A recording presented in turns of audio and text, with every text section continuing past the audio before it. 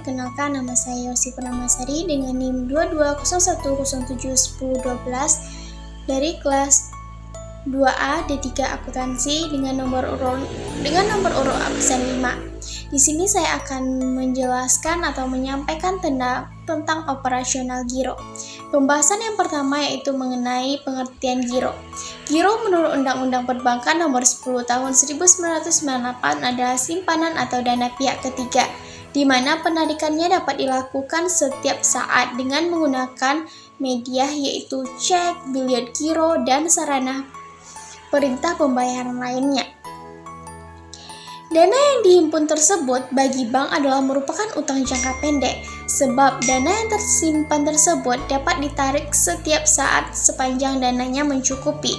Setiap penarikan dan penyetoran akan diadministrasikan oleh bank sesuai dengan jenis transaksi dan setiap akhir bulan nasabah menerima laporan transaksi atau yang disebut dengan rekening koran.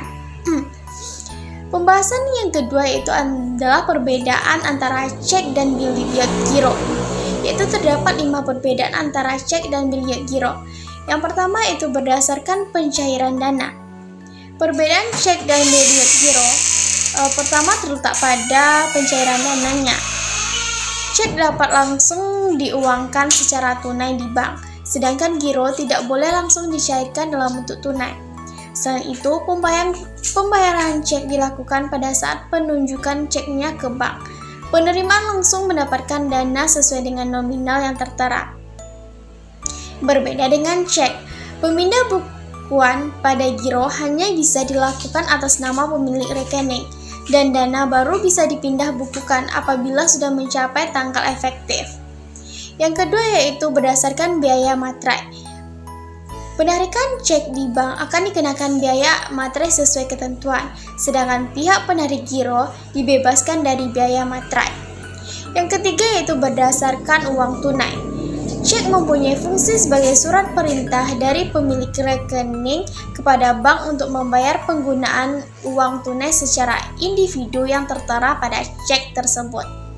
Sedangkan giro mempunyai fungsi sebagai surat perintah dari pemilik rekening giro kepada bank untuk memindahkan uang kepada individu yang tertera dalam biljet atau memiliki rekening terdaftar pada bank tertentu. Yang keempat yaitu berdasarkan penerbitan dan tanggal efektif. Tertera di cek hanya tercantum pada penerbitan karena terdapat cek mundur. Pada cek jenis ini misalnya, Anda menerima cek pada tanggal 7 Januari 2023, tetapi baru bisa dicairkan pada 10 Januari 2023. Umumnya, karena pemberi cek belum memiliki dana yang cukup. Sedangkan giro mencantumkan tanggal penerbitan dan tanggal efektif dalam biljet yang diberikan. Tanggal penerbitan adalah tanggal pembuatan biljet. Tanggal efektif adalah mulai berlakunya perintah untuk memindah bukukan dari rekening penarik ke rekening penerima. Yang kelima yaitu dari segi sumber hukum. Perbedaan cek dan biljet giro yang terakhir ada pada sumber hukumnya. Sumber hukum yang tertera pada cek adalah Kitab Undang-Undang Hukum Dagang atau KUHD. Sedangkan sumber hukum yang digunakan pada giro adalah Peraturan Bank Indonesia atau PBI. Pembahasan yang selanjutnya yaitu tentang mekanisme pembukuan rekening. Syarat umumnya yaitu ada 7. Yang pertama adalah perorangan atau badan. Yang kedua, tidak tercantum dalam daftar hitam. Yang ketiga, mempunyai referensi. Yang keempat, mempunyai nomor pokok wajib pajak atau NPWP. Yang kelima yaitu menyetujui pernyataan pembukaan rekening. Yang keenam, cakap hukum. Yang ketujuh, mengisi aplikasi pembukaan.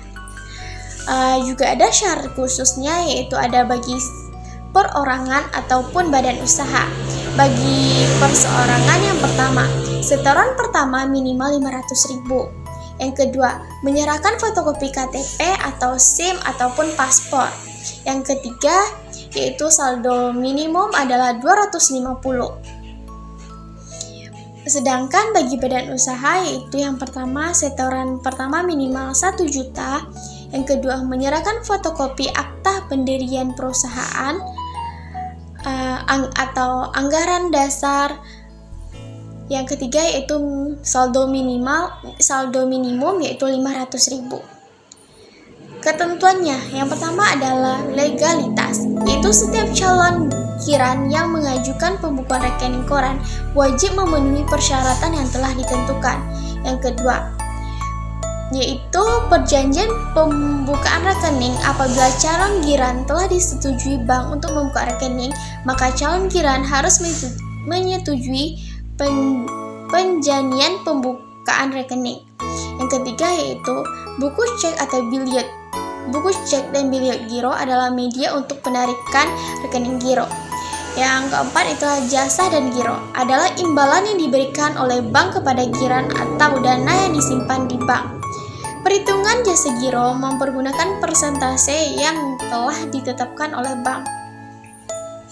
Yang kelima adalah biaya adalah ongkos yang harus dibayar oleh nasabah, antara lain yaitu biaya administrasi, biaya penutupan rekening, biaya pembelian buku cek atau buku biliet giro, biaya materai dan biaya talakan dan lain-lain.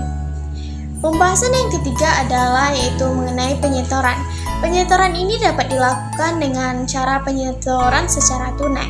Penyetoran secara tunai yaitu adalah penyetoran yang dilakukan secara langsung oleh nasabah giro dengan cara mengisi formulir penyetoran tunai yang kemudian dibukukan pada rekening koran terhitung sejak tanggal penyetoran. Juga bisa dengan melakukan penyetoran dengan warkat sendiri. Penyetoran yang dilakukan oleh nasabah giro dengan menyerahkan tanda setoran langsung dengan dilampiri dengan warkat sendiri. Itu bisa berupa cek biliet giro yang kemudian dibukukan pada rekening koran terhitung sejak tanggal pemindah bukuan. Yang ketiga yaitu bisa juga dengan penyetoran dengan warkat bank lain atau kriling. Penyetoran yang dilakukan nasabah giro dengan penyerahan tanda setoran langsung dengan dilampiri warkat bank lain atau warkat kriling.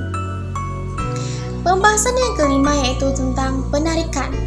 Cara pencairan biliet giro terbilang mudah, namun salah satu yang harus diperhatikan dari proses pencairan biliet giro tak sama dengan cek. Anda tidak bisa tarik tunai nominal dana dalam instrumen pembayaran biliet giro, sebab perintah hanya melakukan pemindahan dana dari rekening nasabah giro ke rekening penerimanya. Pemindahan dana tersebut harus diproses setelah penyerahan oleh penerima kepada bank. Perlu diingat, biliet harus diserahkan kepada bank dalam waktu 70 hari sejak tanggal penarikan. Dengan mengikuti perintah, bank akan melakukan transfer dana dari rekening giro penarik ke rekening penerima. Yang terakhir yaitu mengenai penutupan rekening. Penutupan rekening adalah kegiatan penutupan rekening giro di bank tempat rekening dibuka. Dengan ditutupnya rekening giro, nasabah yang bersangkutan selanjutnya tidak dapat melakukan aktivitas transaksi pada rekening yang telah ditutup. Yaitu ada ketentuannya. Yang pertama, penutupan rekening dapat dilakukan atas perintah nasabah atau keputusan bank dengan alasan tertentu. Yang kedua, penutupan rekening atas keputusan bank akan diberitahu kepada nasabah secara tertulis pada saat penutupan yang dilakukan.